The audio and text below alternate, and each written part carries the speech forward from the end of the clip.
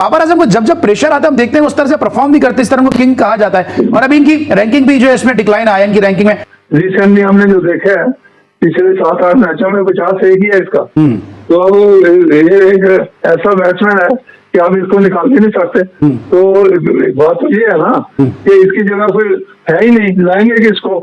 कोई अगर इससे प्लेयर का कोई मुकाबला तो होना चाहिए, इसकी जगह किसी को लाएं। बाबर आजम 3 से 9 पर आ गए। क्या क्राइटेरिया? मैं बता रहा हूँ आईसीसी वालों, ये नहीं करना। मेरे किंग ने इस रैंकिंग के लिए ही क्रिकेट खेली है, इस रैंकिंग के लिए ही यूएसए से हारी है मेरी टीम, इस रैंकिंग के लिए जिम्बाब्वे ने मारा, इस रैंकिंग के लिए अफगानिस्तान ने लिटा के मारा। मेरा बाबर टाइम पे कैसे गया? आईसीसी ने गलत किया है। जब से जैसा आया मैंने क्या कहा, साजिश हो गई। इसको रैंकिंग से बाहर करो क्योंकि रैंकिंग में मेरा जैसा ने कहीं सूट नहीं कर रहा रैंकिंग में। कर दो यार, तुम्हारे पैसे थोड़ी ना कट रहे, कर दो। एकदम से हैरानगी होगी कि भाई एक टेस्ट मैच की बुनियाद के ऊपर आपने बाबर को नंबर 9 पे फेंक दिया, नंबर 3 से नंबर 9 पे फेंक दिया। -6 जिसको कहते हैं ना, बाबर की रेटिंग गिरी है। और बाबर आजम किधर आ गए हैं? बाबर आजम आ गए हैं 768 पॉइंट्स के साथ। जो नंबर तीसरे पे थे वो 734 के साथ आ गए नंबर 9वें पॉइंट के ऊपर। आप 14-14 इनिंग्स खेल लेंगे अपनी टीम के लिए और एक 50 भी नहीं करेंगे, तो ये तो पता नहीं क्यों लीनियट है शायद इनका। तो मुझे आज तक तो रैंकिंग इनका कुछ समझ नहीं आई, इनका क्या क्राइटेरिया है, क्या एल्गोरिथम है, क्या हिसाब किताब है, ये क्या इनकी मेजरमेंट, क्या हिसाब किताब होता है, और तब जाके ये रैंकिंग निकलती है। काफी मैंने इसमें पढ़ने की भी कोशिश की, लेकिन आप सोचते कुछ है होता कुछ है। कभी किसी को बिल्कुल बकवास रैंकिंग दे देते हैं, कभी किसी को बहुत ज्यादा बढ़ा चढ़ा के, मोर और लेस अजीब किस्म का इनका हिसाब किताब है। तो खैर अभी ये जनाब जाके 9वें नंबर पे गिरे, और अगर लिटन दास दूसरी बारी में शुरू में कैच पकड़ लेता तो ये टॉप 10 से छुट्टी हो जानी थी। आज बाबर आजम नंबर 3 से सीधा नंबर 9 पे जा चुके हैं, नंबर 9 के ऊपर। और बाबर आजम की पिछले 2 सालों में जैसी परफॉर्मेंस है ना, नंबर 9 पे होना भी शायद बहुत बड़ी बात है, क्योंकि पिछले 2 सालों में टेस्ट में बाबर आजम 150 तक नहीं लगा सके हैं। तो उसके बाद नंबर 9 पे भी शायद टॉप 10 में भी होना बनता नहीं था। ठीक है, बाबर आजम पिछले 2-2.5 साल से कुछ भी नहीं कर रहा। अब तो वो पिछले 2-2.5 साल से घंटे का अपने रन भी नहीं कर रहा। मतलब अब तो वो अपने रन भी नहीं कर रहा। पहले तो वो कम से कम अपने कर देता था, अब वो अपने भी नहीं कर रहा। अब आईसीसी की जो टेस्ट रैंकिंग आई है नहीं, उसमें बाबर आजम को तीसरे नंबर से उठा के 9वें नंबर पे मारा गया। मतलब तीसरे से उठा के 9वें पे मारा गया। 6 दर्जे तंजली बाबर आजम की। हेलो दोस्तों, पाकिस्तान वर्सेस बांग्लादेश का टेस्ट सीरीज खेला जा रहा है, जिसके पहले टेस्ट मैच में बाबर आजम पहली पारी में डक पर आउट हुए और दूसरी पारी में भी सिर्फ 22 रनों पर ढेर हो गए। इतना ही नहीं बल्कि पिछले 2 सालों में एक भी अर्धशतक नहीं बना पाए, और इस वीक के टेस्ट रैंकिंग अपडेट में 3 से सीधे 9 पे आ गए। जिसके बाद पाकि गुस्से में चीखने लगे कि सिर्फ एक मैच में फेल होने पर इतना नीचे क्यों किया। पाक एंकर बोला जय शाह ने चेयरमैन बनते ही साजिश कर दिया। आइए देखते हैं अब आगे। बाबर आजम को जब जब प्रेशर आता है हम देखते हैं उस तरह से परफॉर्म नहीं करते, इस तरह को किंग कहा जाता है। और अभी इनकी रैंकिंग भी जो है इसमें डिक्लाइन आया इनकी रैंकिंग में। रिसेंटली हमने जो देखा है पिछले 7-8 मैचों में 50 एक ही है इसका। तो अब ये एक ऐसा बैट्समैन है कि आप इसको निकाल भी नहीं सकते। तो बात तो ये है ना कि इसकी जगह कोई है ही नहीं, लाएंगे किसको? कोई अगर इससे प्लेयर का कोई मुकाबला तो होना चाहिए, इसकी जगह किसी को लाएं, लेकिन हमें तो कोई नजर आ ही नहीं रहा। बाबर आजम को खराब किसने किया? अच्छा खासा वो खेल रहा था, ये किंग कह कर चेयरमैन खुद कह रहा है कि बाबर आजम के अलावा मुझे नजर नहीं आता। तो हमारे चेयरमैन ने खराब किया बाबर आजम को कि ओवर हाइप कर दिया?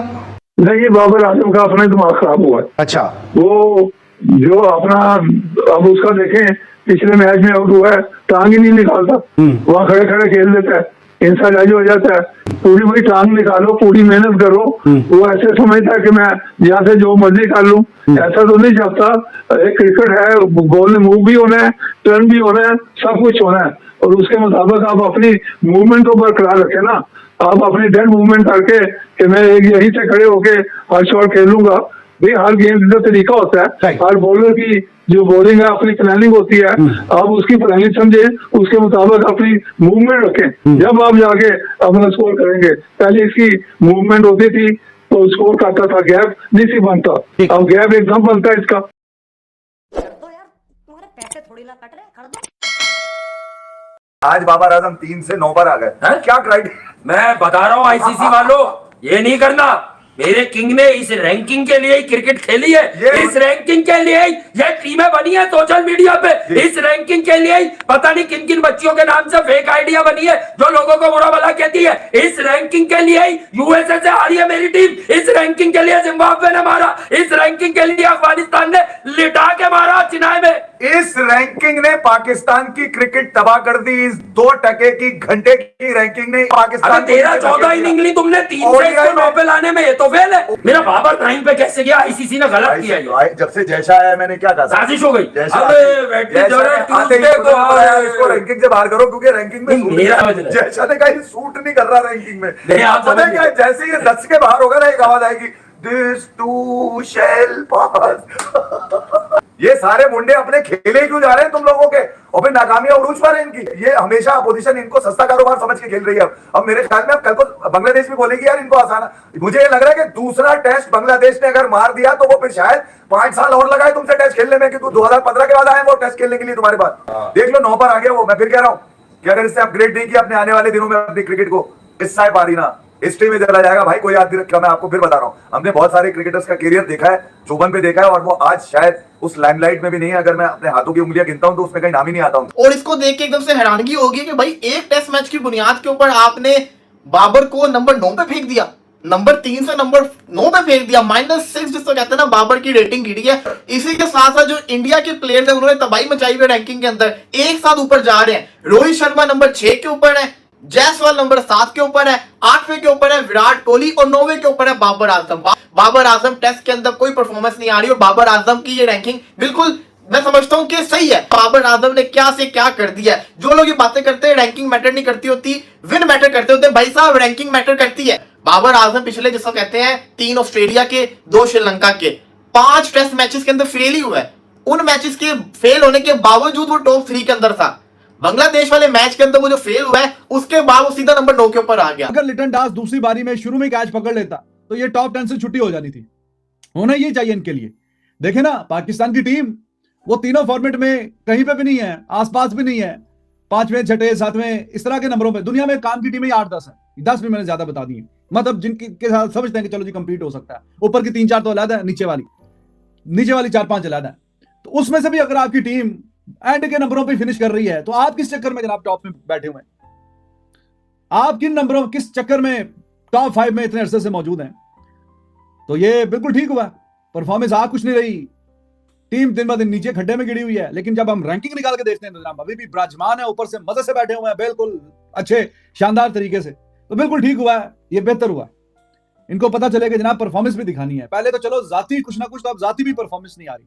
इतना बड़ा झटका कि नंबर 3 से सीधा नंबर 9 पे चले गए हैं। और आईसीसी की जो टेस्ट की रैंकिंग है ना, सबसे बड़ी अफसोसनाक चीज क्या आपको मालूम है, वो यह है कि पाकिस्तान का टोटल 1 बल्लेबाज टॉप 10 में मौजूद है और वो बाबर आजम है। बाकी कोई भी बल्लेबाज पाकिस्तान का टॉप 10 में मौजूद ही नहीं है।